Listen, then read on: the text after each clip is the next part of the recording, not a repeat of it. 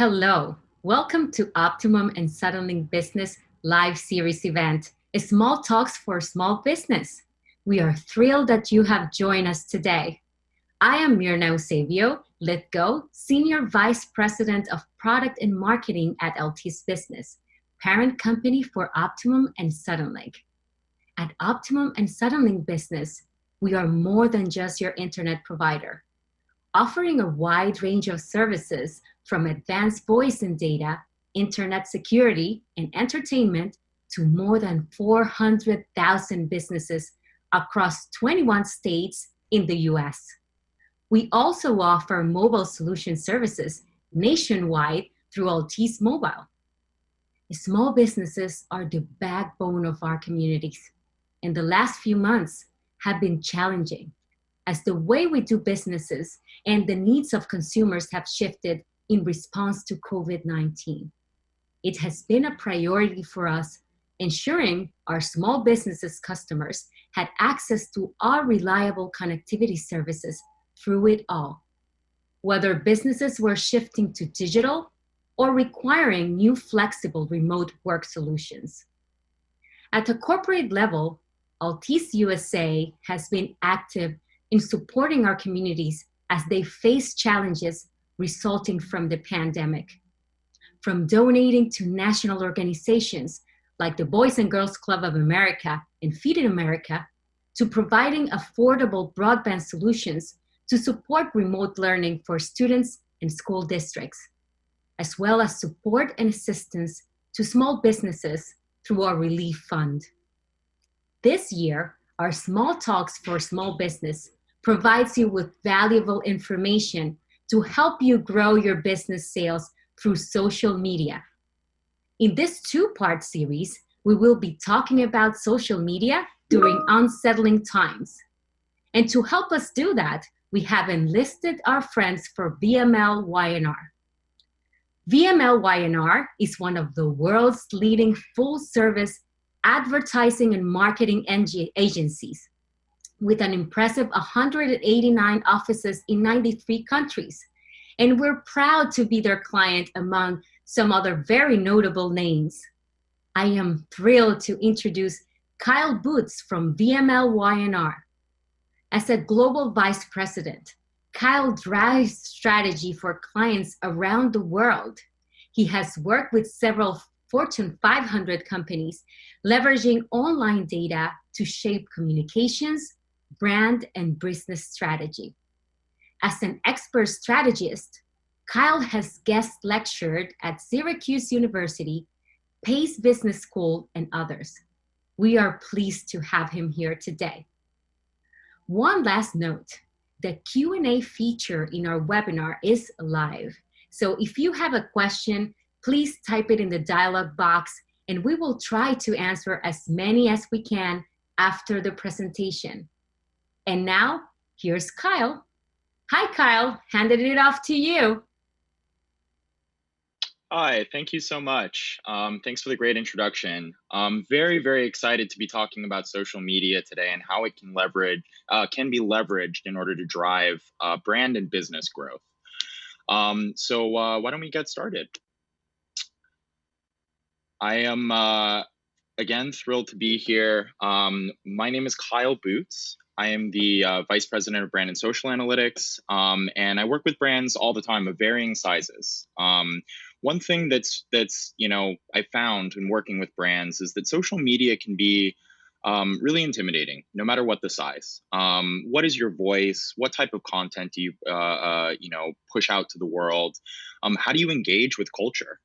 Should you be talking about certain things, and does it actually matter to your business? Today, we hope to answer some of those questions and identify kind of key growth areas or growth opportunities for small businesses in leveraging social media. So we go to the next slide. So hello again. This is what I look like. Go to the next slide. So one thing I wanted to start off by saying is that counting likes, shares, comments, engagements is really not enough. It really all comes back to your brand. So we're going to talk a little bit about what is a brand, and how does it work for small business? But the one thing I want to say is that for large companies, an estimated total of $37 billion is predicted to be spent this year on social advertising. But a recent survey said that only 18% of these marketers say that they can actually prove that this had any long term impact on their brand. So these two numbers completely, are in opposition to each other. We know that social media is incredibly important, but it's hard to identify specifically why. And so I think it's really important to focus on building your brand, your reputation. Um, that's really going to be the goal with social media. And once you establish what your values are, what your voice is, what do you have to say to the world, social media is a lot easier actually, because then it's a matter of picking specific platforms that will help you attain specific business objectives. So if we go to the next slide, just to give you a sense of how these two sessions are going to work. Part one, we're going to talk about your brand. What is a brand? How to build one? And why is it important to social media? Second, we're going to talk about business KPIs. How do social media channels have the potential to actually drive your business? And lastly, we're going to talk about culture because we don't live in vacuums. We have to engage in the world around us. And the most successful and compelling brands in culture are able to actually embed themselves into cultural conversations that are already happening, rather than kind of pushing out their agenda onto a potentially unreceptive audience. So it's really, really key to have a sense of the broader dynamics of culture whenever you're thinking about posting on social media. The second session will get a bit more tactical. We'll talk about channels and selecting the right channel for your business. We'll talk about creative, and I'll share some tips about how to produce some really compelling content that will help move your bottom line. And lastly, we'll talk about results. Measuring results is one of the ways that we actually learn from our mistakes and our successes and make sure that we're focusing in on tactics and strategies that are really working for us and that are moving the needle where we need them to. So with that, let's get started. If we go to the next slide, I want to talk about brand first. So brand is something that every business should be thinking about. You don't have to be a Fortune 500 company in order to be investing and thinking about your brand. It's really key because it's the thing that consumers and customers are going to remember about you. They have to walk away from their experience with one thing. You want them to think, well, this is a brand that I can rely on. This is a brand that's reputable, that I can trust, and that I want to do business with moving forward. So let's unpack what exactly a brand means. Go to the next slide. So, what is a brand? When we work with brands, we like to think that the brand is the vision and the driving force behind everything that an organization does. It's why the company was founded, it's why employees get up in the morning, and it's why their customers should care. So let's unpack this a little bit. If we go to the next slide. The first section of this is really about your values. So the vision and driving force, you should be thinking about what values are important to you as a business owner, and also what values are important to your customers. And that's something that should really be influencing every single decision that you make, even outside of social. Why the company was started. Why is that important? Well, your brand should reflect the way that you do business. I'm sure you've all seen commercials, that promise to fix the world, and then you look at actually how they do business, and it's completely different, right? Small businesses in particular have a unique opportunity to really tell their story this way. You founded your business for a particular reason, and that's something that should be celebrated, and the consumers will give you credit for. Employees. Brands are not only external facing entities or ideas. People notice how you behave as an employer. If you treat your employees well, and if your employees are working in an environment that's safe for people, especially during COVID-19 and the current environment. Employees can also be a huge influencer for you. If your employees are talking about all of the great things that you're doing as a business, that's going to drive traffic into your store. That's going to drive purchase decisions. And we'll talk about this a little bit when we dive into culture, but COVID-19 has really turned people's attention to the way that companies and brands behave, not just what they're promising to the world, but actually how are they accountable for specific actions. So even something as simple as, we provide masks for our employees because we think that's important. That's something that people will notice and reward you for. Finally, why should your customers care? This should be the biggest thing on your mind. All brands, regardless of their category, their size, what country they're in, all brands need to balance the need to be both different and meaningful. And as you can imagine, those two things tend to be negatively correlated, right? The more different you are, the less relevant you're going to be to the wide possible audience. The more relevant you are and less special, maybe you feel a little bit commoditized. I could go to you or I could go to any business to do my shopping. So it's really important to figure out a way to create that balance.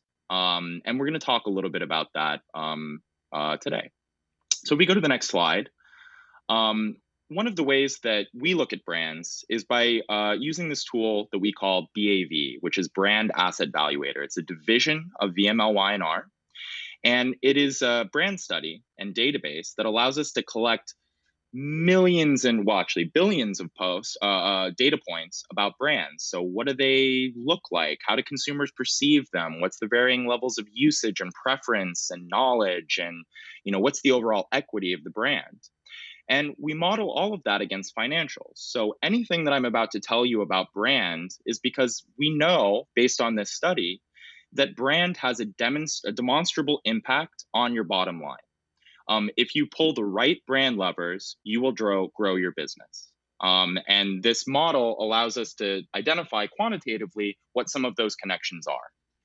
BAV Social, which we're going to be talking about mostly today, takes social media data from Twitter, Instagram, Facebook, and other social channels, as well as Google search terms, websites. It takes all of the online data that we can get our hands on and models that against long-term measures of brand and business success.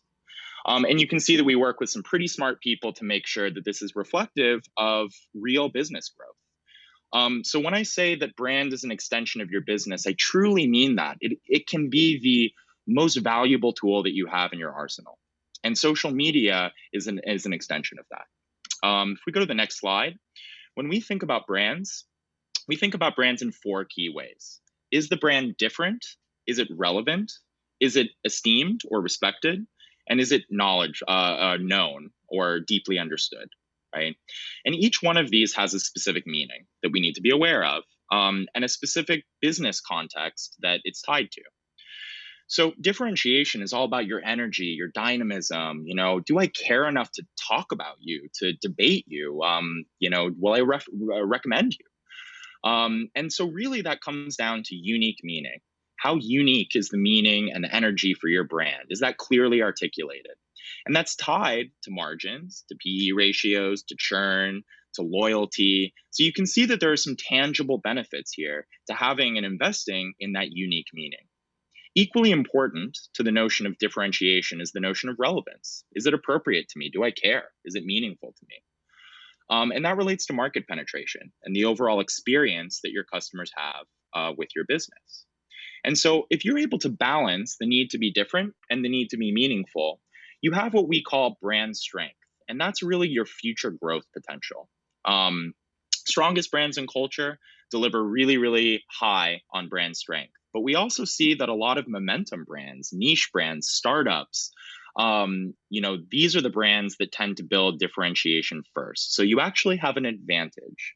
It is much harder to change people's minds about a large historical company like GE or IBM than it is to shape the way that people perceive your business, your small business.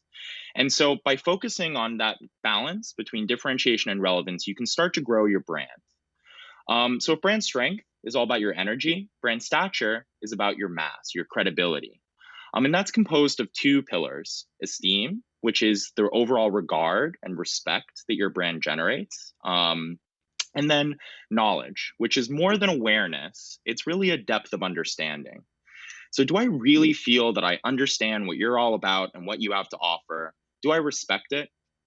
Is it meaningful to me personally? And is it different from what all of the other businesses that I see in the same space? So these are the key KPIs for your brand. And as you're thinking about what's important to you and why your employees get up in the morning and why you started your business, think about it in these terms. What's going to help me drive differentiation? What's going to help me drive respect?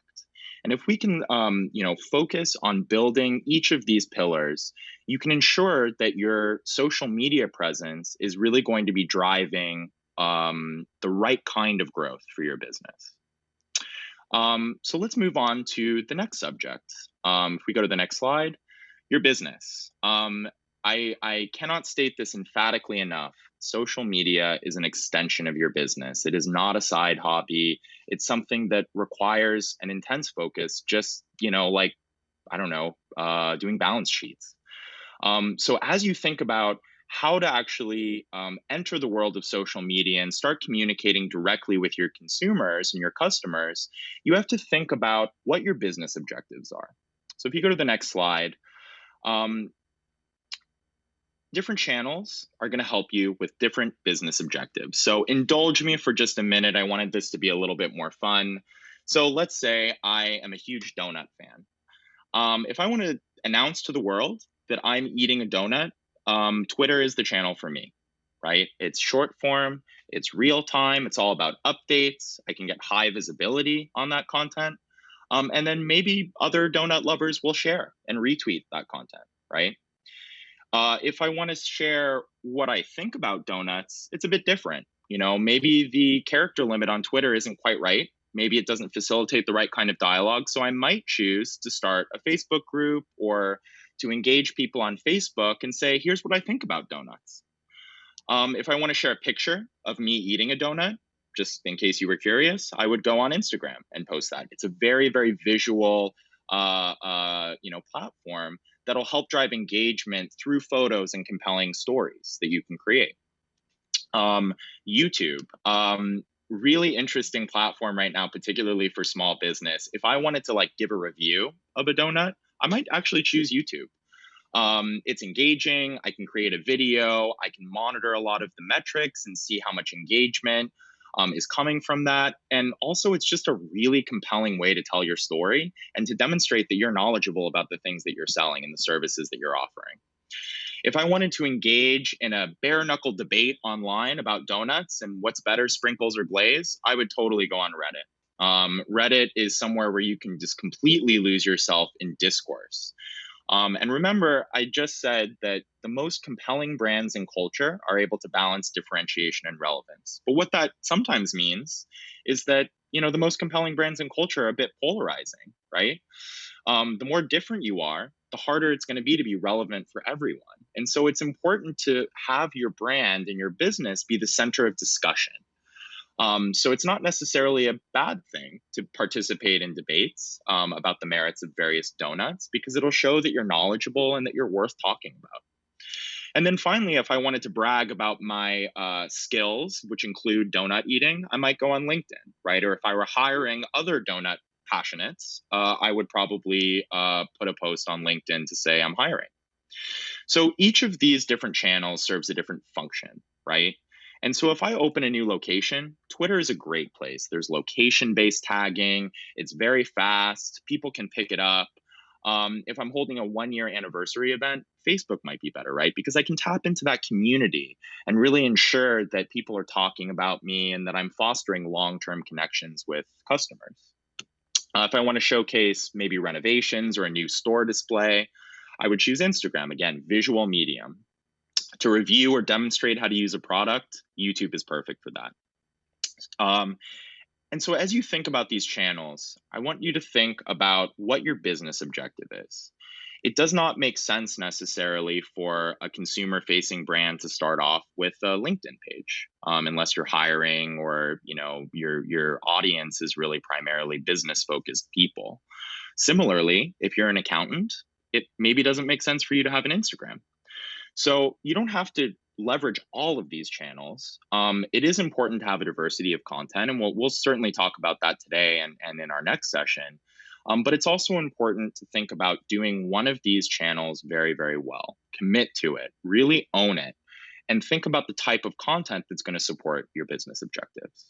If you go to the next slide, And I just wanted to remind you a third time that brand is an extension of your business. So, 64% of customers say that they would rather make purchases from businesses that share their own values. And so, a brand is going to be something that really helps you communicate that. If you say, this is what I'm all about, and this is why I'm different than the competition, that's a clear statement of values that's going to resonate with someone.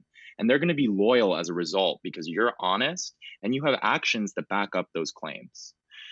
You can amplify the impact of your brand by leveraging social in the right way. So, 64% of customers say that they make a purchase after seeing a video. So, videos are actually a really good tool for you. You can make videos on Instagram, on Facebook, or YouTube. But seeing a branded social video gives people a compelling way to interact with you as a brand, and really get a sense of your expertise. Color, bright colors, that improves brand recognition. So think about a color system, think about a color palette, right? How am I going to communicate visually what my brand is all about, the look and feel of my brand? And choosing a distinctive color can really help with brand recognition. Finally, consistency is important. About a third, or rather 33% increase in revenue can be generated by consistently delivering on brand presentation and branded content. So your Facebook page should look pretty similar to your Instagram page, which should look pretty similar to your website. And when you're thinking about how to kind of revamp your social presence or think about new ways to engage your customers, I want you to think about this in terms of gradual change, right? Rome wasn't built in a day, neither was any social voice. It happens incrementally.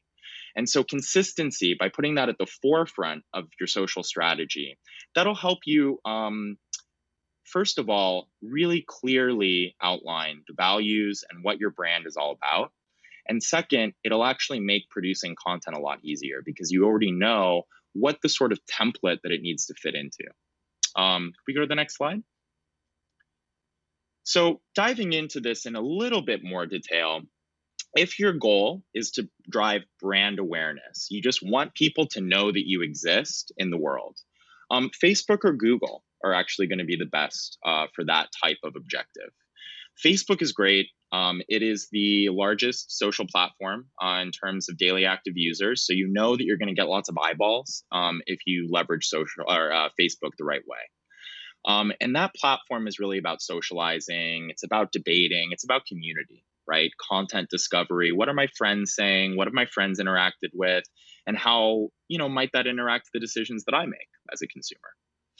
Your KPIs are going to be comments, likes, any engagement metric, but also your website traffic. As part of your Facebook business page, if you open a Facebook business page, you'll get access to something that's called Facebook Business Manager. And that's a platform that you can access online that'll tell you where your website traffic is coming from. How much of that is coming from Facebook? How much of that is coming from specific posts that you put out? And it'll also help you keep track of something called fans, which are subscribers who are signing up for a regular stream of content. And those are your brand passionates to start off. Any fan is someone who cares enough about your brand to really want to hear what you have to say. So take advantage of those people. Those are the people who maybe end up being your most loyal customers. Discoverability is another type of brand awareness. And it's also referred to as SEO, or search engine optimization. And so Google, we don't typically think of as a social channel or social media channel, but it absolutely is. And there's really two components to that.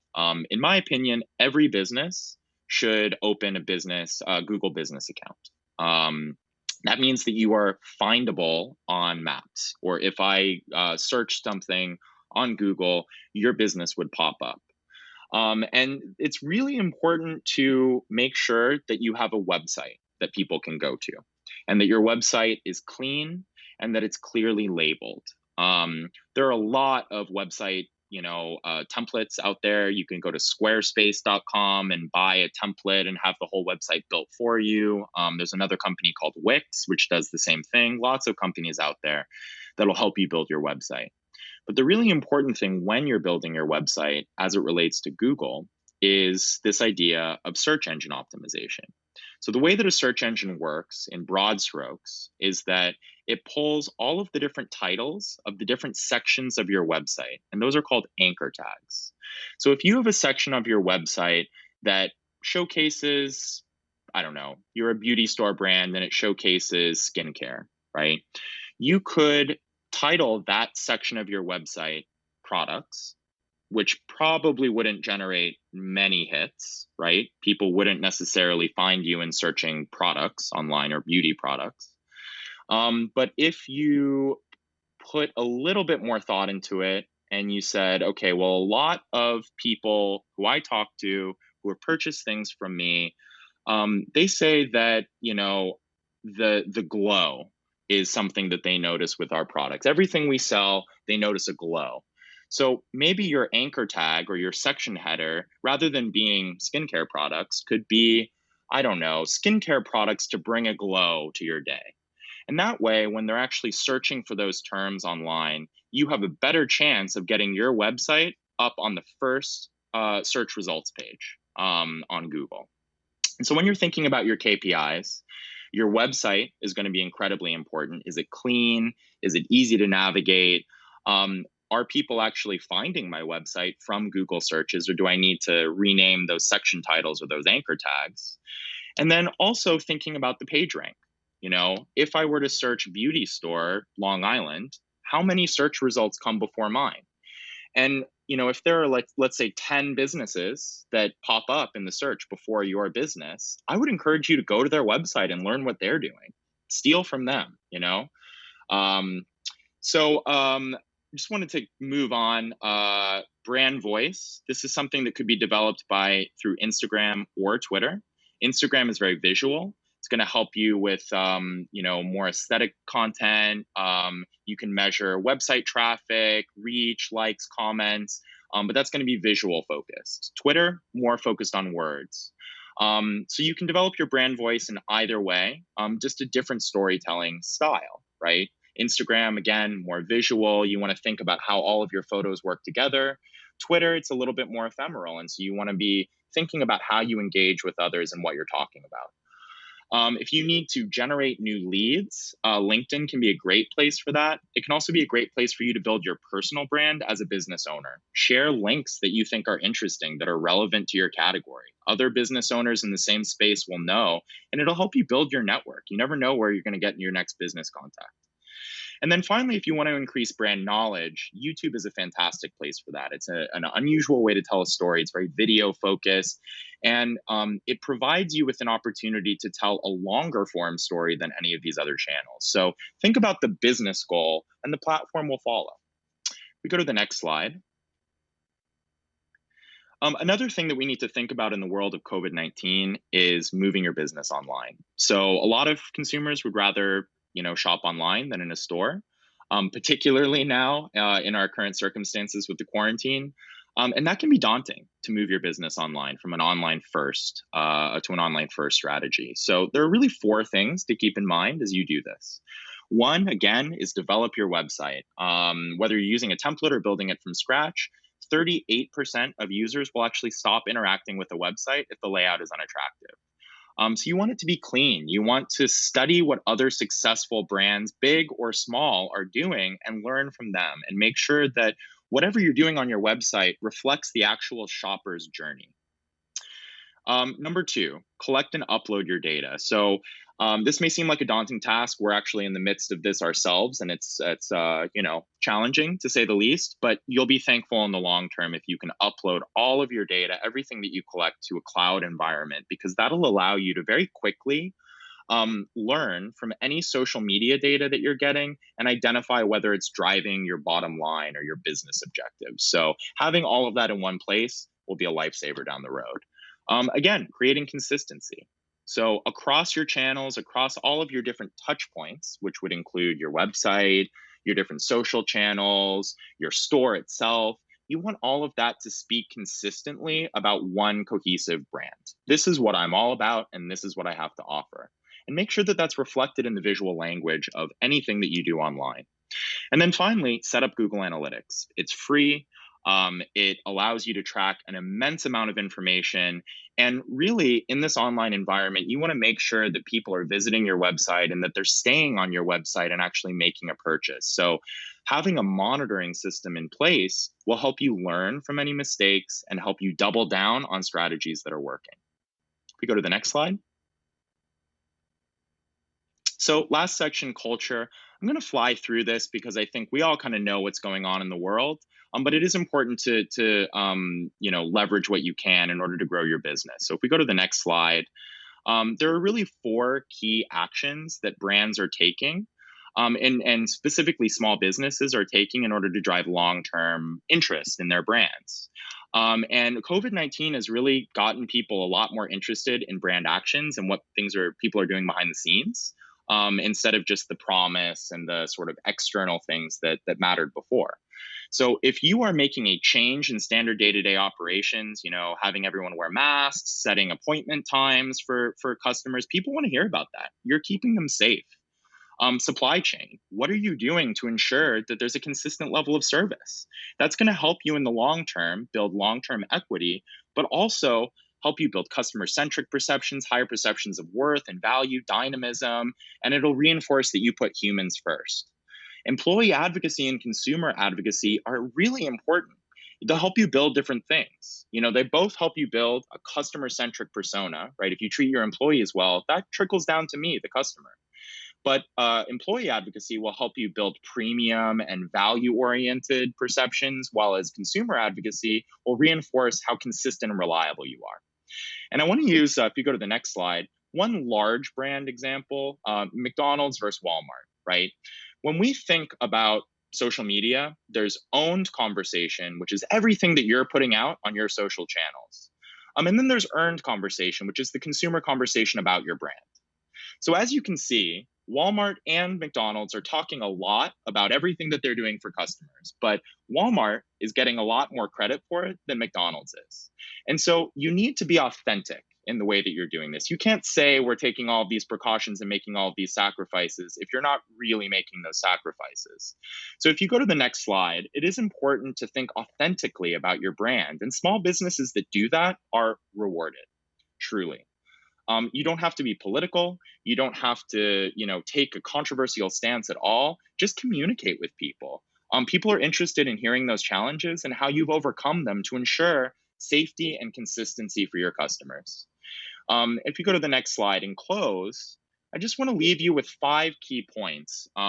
One, gradual change is better than drastic change. Just you can evolve over time, and that'll feel more organic and less jarring to customers. Communicate what you're doing. You shouldn't be scared of that. People want to hear and they'll value your honesty and the actions that you're taking. Ask questions to consumers in store, online, emails, anything. Ask questions. That's how you learn. And make sure to listen to your audience. Not only what they say to you personally, but actually what are they posting? If your customers are primarily moms, what do moms talk about? What's important to them? When do they post? That's going to help you with your social strategy. And then finally, recognize what works. If something's not working, don't stick with it. And if you have the right measurement tools in place and you're really introspective about the content that you're pushing out, you can recognize what works and steer your brand into the right direction so that you're focusing on the things that really matter. So I think this is it. We can pass it over for questions. There's time. Hopefully this was helpful. If we go to the next slide. All right. Looks like there's a couple of questions. All right. I'm just going to grab a couple of these as they come on. So what is the best small business platform? Is it just one? Is it several? That's a great question. So we are going to be diving into channels deeper in part 2 of this conversation. But in my opinion, you should be leveraging everything that you can in order to grow your business. I think every business should have a website, a Google business profile, and probably a Facebook page at minimum. Beyond that, you're going to need to commit to any channels that you leverage. So if you're going to open an Instagram account, you need to make sure that you're posting regularly and that you actually have a point of view to share. It's better to manage one social media account better, really, really well, than have 5 accounts and have them updated once a month. So think about the right channel for your business and how much you're willing to commit to it. Okay, how to use business social media without taking too much time from other daily responsibilities? That is another great question. I understand that sometimes it seems like there aren't enough hours in the day as a small business owner, but managing social media should really be a part of those daily responsibilities.